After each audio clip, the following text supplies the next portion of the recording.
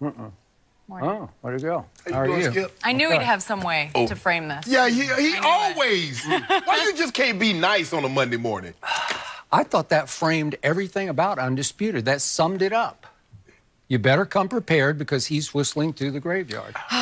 Well done. Your day coming, well done. We have a lot to get to today. We have a packed show. And get this, Skip is not happy with Michael Jordan, which Really? first. Then we've got Shannon. He might be losing faith in first cousins. But we are going to start with Aaron Rodgers and the Packers. They nearly pulled off. Definitely took away an opportunity for us to go down and win it. It sounded like a home game at times for us. The crowd was fantastic.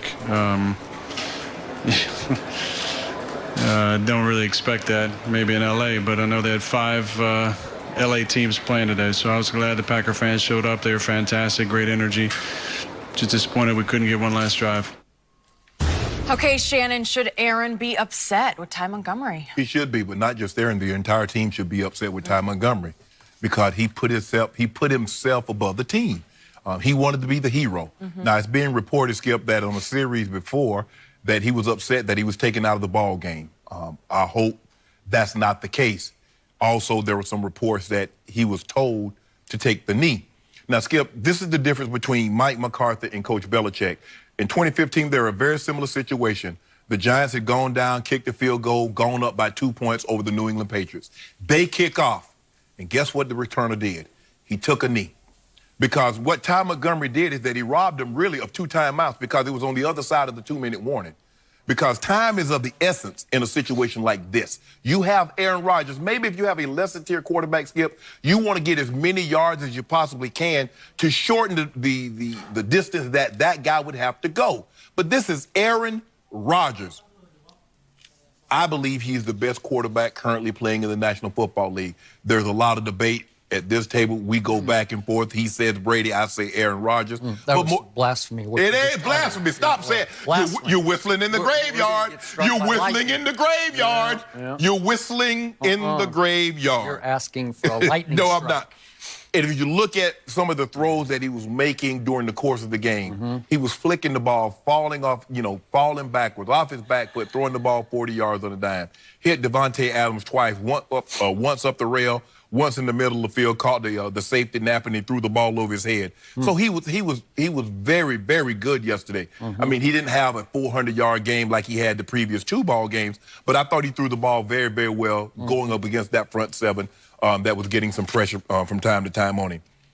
I just believe had Ty Montgomery taken the knee, it was on the other side of the 2 minutes, so Aaron Rodgers was going to get an opportunity to run at least one play before the 2-minute warning. Now he can go to the sideline, talk to Mike McCarthy, and say, this is what we want to do. This is how we're going to go about doing it. So not only should Aaron Rodgers be upset, but the entire team should be upset at Ty Montgomery. Because I thought Ty Montgomery in this situation, and this is not hindsight, I tweeted it. You take a knee in that situation, Aaron Rodgers is your quarterback, and you let him go down and win it. And I believe he robbed Ty Montgomery, not saying that this cost him the game, but I believe he robbed them of an opportunity to possibly win this game.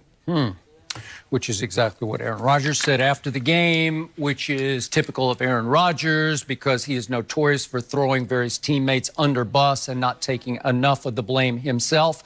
And this was classic Aaron Rodgers because I would like to point out to all those who maybe didn't get to watch the game, the Green Bay Packers were 2 of 9 on 3rd down yesterday. Is that great? No. No.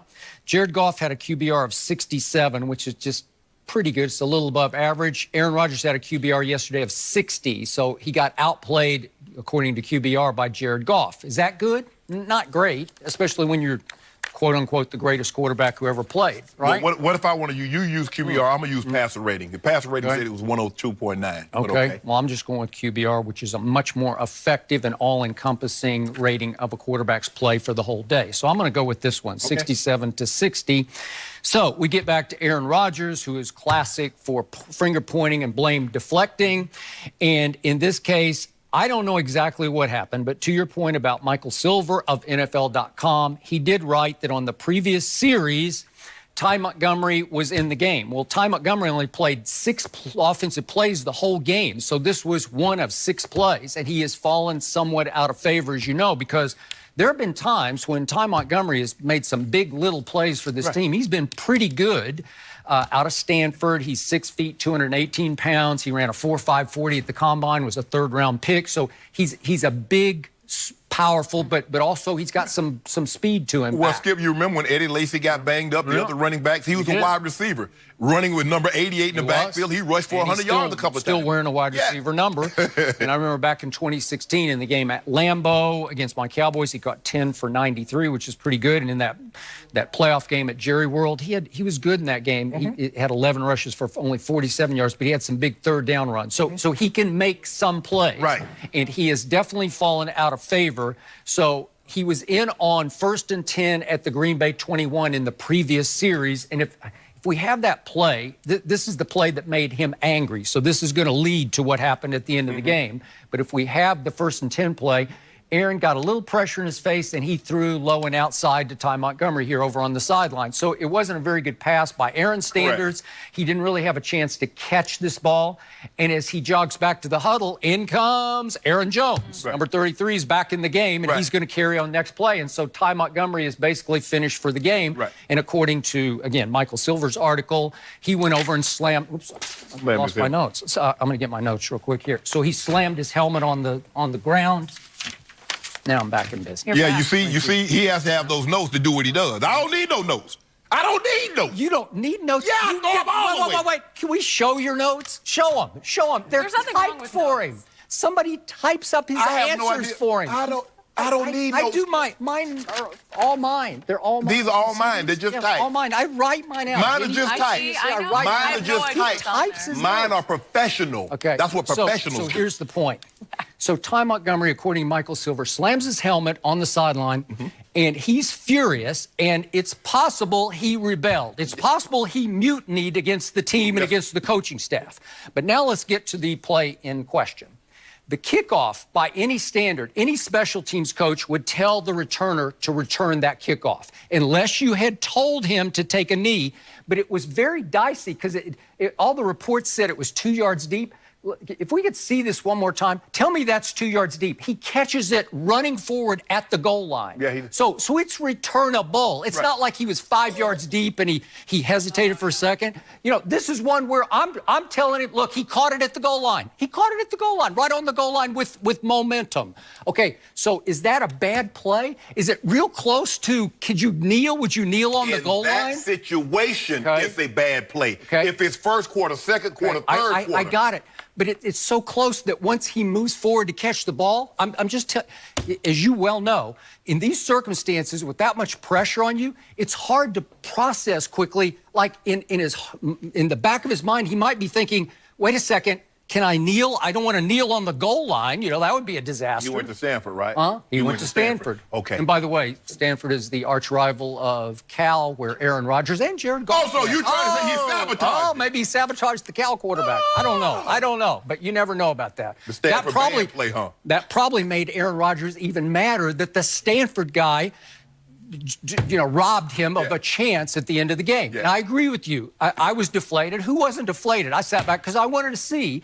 Again, it's one thing to go against the San Francisco Rams defense. San Francisco 49ers defense, because they're ranked 31st, and that's what he did against C.J. Beathard that night. He brought them back. And the Bears defense is pretty good. It's ranked 11th in points allowed. That was opening night. He brought them back. This is a little harder. And the Rams aren't quite what I thought they were going to be cracked up to be on defense.